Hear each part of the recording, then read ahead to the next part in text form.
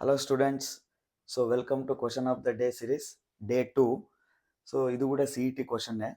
So if y equals to cube root of tan x plus y, then dy by dx ಅಂತ 4 options ಕೊಟ್ಟಿದ್ದಾರೆ. So ಈಗ cube root of tan x plus y ಅಂತ ಇದೆ.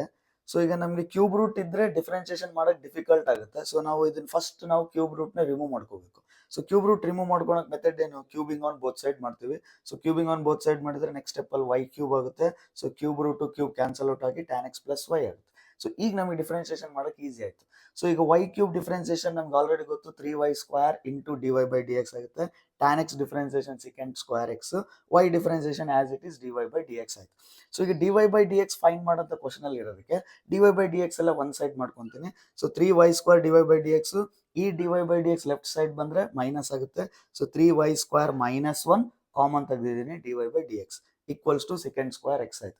So ಹಾಗಂದ್ರೆ ಈಗ dy by dx find ಮಾಡಬೇಕು. So ಇದು extra multiply ಆಗ್ತಾ ಇರೋ ಪಾರ್ಟ್ ರೈಟ್ ಸೈಡ್ ಟ್ರಾನ್ಸ್ಫರ್ ಆದ್ರೆ ಡಿವಿಷನ್ ಆಗುತ್ತೆ.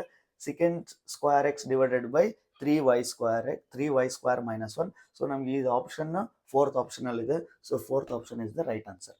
ಅಂದ್ರೆ ನಾವು ಇಲ್ಲೇ ಕ್ವಶನ್ ನೋಡಿದ ತಕ್ಷಣ, ಯಾಕಂದ್ರೆ ವಿತಿನ್ 1 minute ಅಲ್ಲಿ ಸಾಲ್ವ್ ಮಾಡ್ಬೇಕು ಪ್ರಾಬ್ಲಮ್. ಸೊ ನಾವು ಕ್ವಶನ್ ನೋಡಿದ ತಕ್ಷಣನೇ ಫೈಂಡ್ ಮಾಡ್ಬೋದು. ಸೊ ಇಲ್ಲಿ ಟ್ಯಾನ್ ಇದೆ ಅಂದ್ರೆ ನಮ್ಮ ಆಪ್ಷನ್ ಸೆಕೆಂಡ್ ಸ್ಕ್ವೇರ್ ಅಲ್ಲೇ ಬರುತ್ತೆ. ಸೊ ಆಪ್ಷನ್ 2 ಆಪ್ಷನ್ 4 ಆಗುತ್ತೆ.